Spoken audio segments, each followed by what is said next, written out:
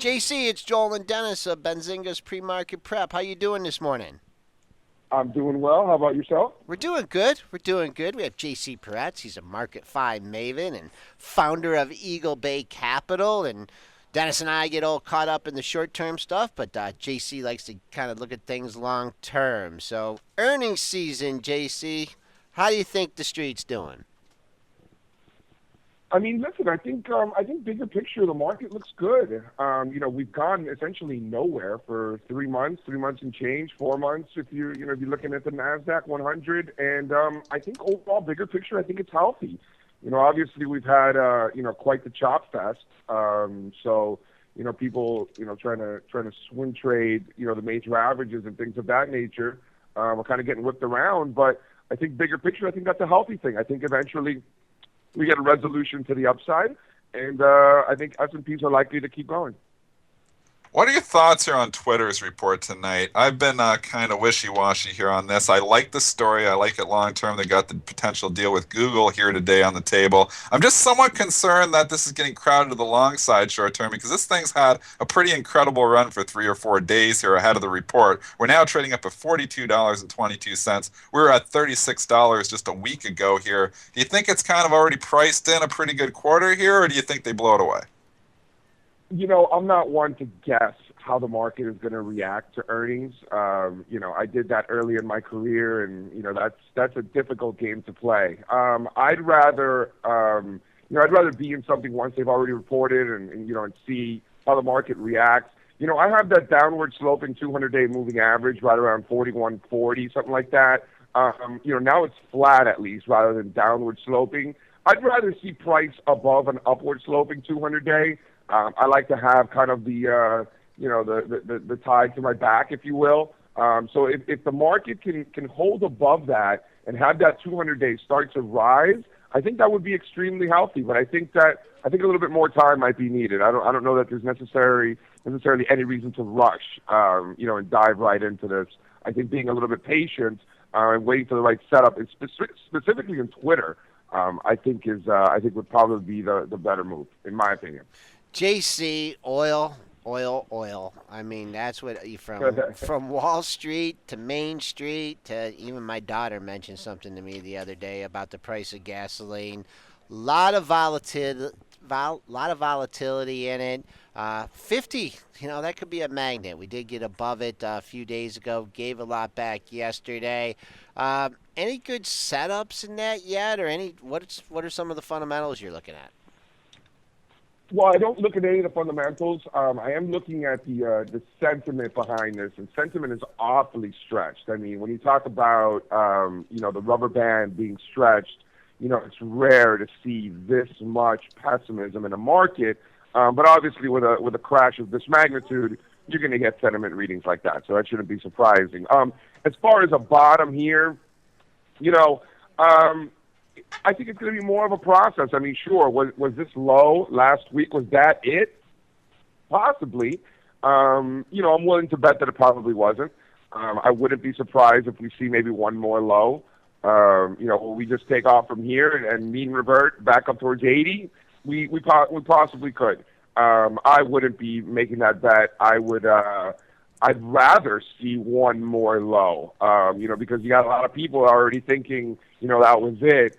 So to wash all of them out one more time, and just finally everybody just throws in the towel, that's usually the best bottom. Once that last bull has just said, okay, I can't take it anymore, that's when you get the rally. And I just don't think we're there yet, but we're awfully, awfully close. Okay, JC, one technique that I like to look at, when you see a move of this kind of magnitude, I like to look at a retracement. And you look at 43.58, and you basically had, an 11-point rally right up to 54 and change. You add 5.5 to that. That takes you right to the $49 level. That's your 50% retracement of the move. You sure have danced around it the first couple days. Do you have put any kind of validity in like a retracement like that? So we've made lows in the 47s today and also yesterday. Now we're back above that 50% retracement. Is that something that you look at in your analysis? Yeah, it is a little bit more bigger picture. That's a little short term for me. Okay. Throwing up retracements from last Friday to today. That's a little too short term for my taste. But yeah, absolutely. In fact, if you want to talk retracements, and I have a funny feeling that crude oil and the euro are likely to move together. The euro so far is finding support at the 61.8% Fibonacci retracement of the entire 2000 to 2008 rally. So I think in terms of the euro, I think we're at a very key level, a bigger picture. Crude oil at this point, from where I see it, is really just in no man's land. It's, if this is a bottom, it's coming at a very random area, which could happen. That's fine, but I don't see the crude oil at any significant level. I will say I do look at momentum, and that's very important. And on the lower lows at the end of last week, momentum already put in a higher low. So I would say, and by the way, that's the first time we've seen that happen since the crash began. So that's the first positive sign that I'm seeing. Honestly, I would rather see one more low. I just don't think it's ready yet to start ripping. I think a lot of people are already trying to bottom fish, and I think all of those people get stopped and all those people lose money one more time. I think that's when they'll throw in the towel, and that's when we get the rally. So this volatility that we've seen over the last week, I think is very normal for a crashing market. I don't think this should be surprising. I think it's likely here to stay, this sort of volatility. And was that it? Possibly. I'm not buying it. I'd like to see one more low. We talked about crude. Let's talk about gold here, JC, because this has had a nice run here too. If we look really at the beginning of the year, we were trading down under 1,200. Then we went on an incredible run in January, all the way up to 1,300. We've pulled back here, trading around 1,263 on the February futures here right now. What are your technical thoughts on gold? Yeah, I mean, structurally, it's still a mess. I mean, this is one of the worst markets in the world for sure. Short term, yeah, we've had a nice little move. When we couldn't hold below the 2013 lows, when we broke last year, had a nice little failed breakdown. That was nice. Kind of got a little bit of a mean reversion here now. You're above a flat 200-day moving average. I don't think there's really anything to do. I think that the interesting one in that space is silver. Silver's got the much cleaner chart because you have all of that support in silver around 1880, call it 18 and a half, where you had the low in summer of 2013, you had another low last January, and then another low last May, and then that broke in September. Well, we then crashed, right, beautifully after we broke, and now we've retraced and come all the way back to that former support. So I think the fact that silver is now at new resistance from former support, I think is going to put some downside pressure in metals. In fact, we started to see that last week. So I think silver's the big tell, and I can't imagine gold rallying without silver participating as well. So I think watching the silver market is probably the best bet. There's a downtrend line from the late 2012 highs that you could draw connecting the highs from last June, and that's exactly where we are right now. So not only are we at that downtrend line from a couple of years ago, but we're also at former support that's now resistance. So I just think there's way too much overhead supply to be putting new money to work in the metal space. It's not for me, and I can't imagine a scenario where gold's going to rally without silver participating. So I don't think they're ready yet, but definitely looking better. So if silver could start taking out 19 and get back above there, I think that would be extremely promising for metals as a group.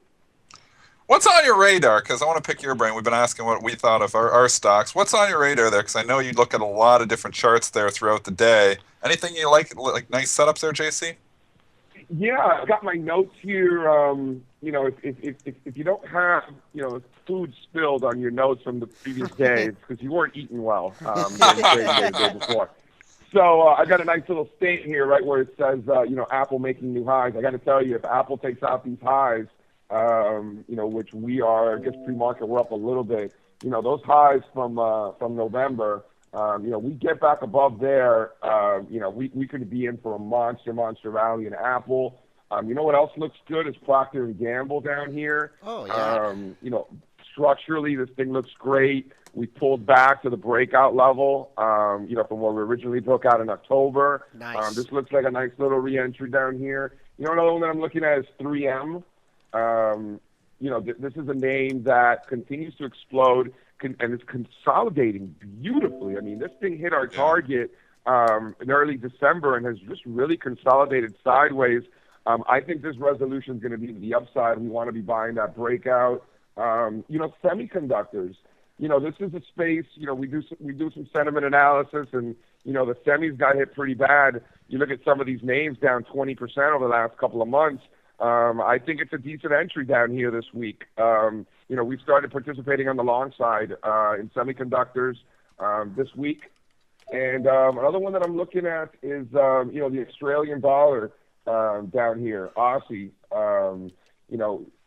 Coming down to a key level. We had a huge reversal a couple of days ago. And I love when a market's getting absolutely destroyed, and then you come to a key event. I don't know. I think it was a rate decision over there, or something like that. I think it was on Tuesday night, and sure enough, they killed the market on the knee jerk.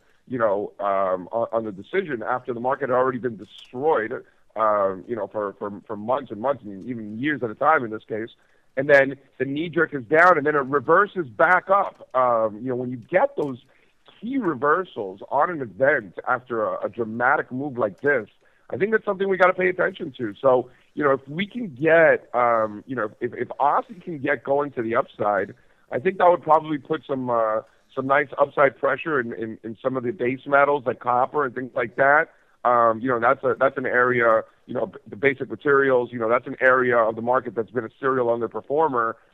Seeing some rotation into that space, I think could be very beneficial to this market.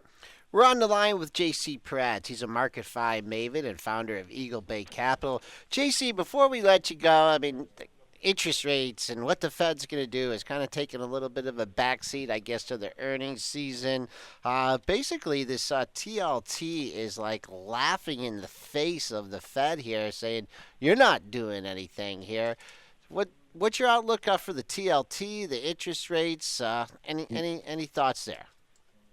Yeah, I do. And it's funny because I've been, the biggest bond bull for over a year now. Saying interest rates are going to stay down.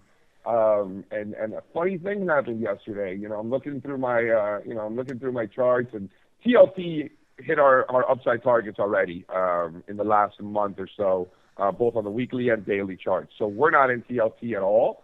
And then what I'm seeing actually is I'm seeing finally, everybody who's been laughing at me for being a bond bull and saying interest rates were going to stay down, are now starting to make arguments for why interest rates are going to stay down. So anecdotally, I'm seeing some very hilarious things. And then in terms of the price action alone, I got to tell you, when rates broke to new lows last week and couldn't hold and came back, I'm talking about the 10-year specifically, that reversal this week is very, very interesting. And I'm seeing some bullish momentum divergences in the 10-year yield. I could see the start of potentially a nice little mean reversion, and treasuries and treasury bonds get hit in the chin a little bit. And what's interesting is that utilities that have benefited very much from lower rates, particularly on a relative basis, are starting to show some bearish momentum divergences that I really don't like. So, some of the beneficiaries of lower rates are giving me some signals. Rates themselves are behaving in a very interesting way. Anecdotally, all the bond bulls are kind of giving up. All the bond bears are kind of giving up. So I think short term, I think we could see maybe a little bump up in rates in the short term here. The bond market's just not a place that I want to be putting new money to work. That was a trade last year. If you didn't get in it, you missed it, I think. That's about as good analysis I think you're going to get on the bond market and interest rates here, using your technicals as well as like your gut feeling. When everyone faded you, on the bond rally, and now that everyone's getting bullish here. So a lot of signs here. Nick Shaheen also pointed this chart out to me last Friday. How the last few times it had these big blow-offs, that it did come back in. You're looking here on the monthly. So we'll see how that plays out, JC. Great commentary. Thanks for coming on. We'll hope to speak to you again soon. Yeah, you got it. Looking forward to it. Thanks for having me. JC Parets, MarketFi maven and founder of Eagle Bay Capital.